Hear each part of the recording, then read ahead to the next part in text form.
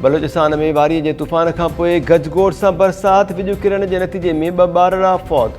कोयटा, चमन, चागी, नौशकी, सौराब ऐं खुशदार में बसकारो। बरसाती सूरतहाल खे मुंहुं ॾियण जे लाइ PDM सूधो समूरनि DCs खे अलर्ट जारी।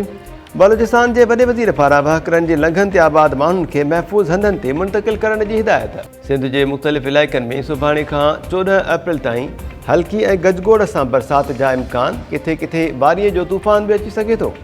मौसमियात खाते चयो आहे त कराची, सखर ऐं लाड़काणो सूधो ॿियनि इलाइक़नि में वारीअ जे तूफ़ान सां गॾु बरसात पइजी सघे थी। पंजाब ऐं KP जे बि मुख़्तलिफ़ इलाइक़नि में वॾफुड़े जा इम्कान।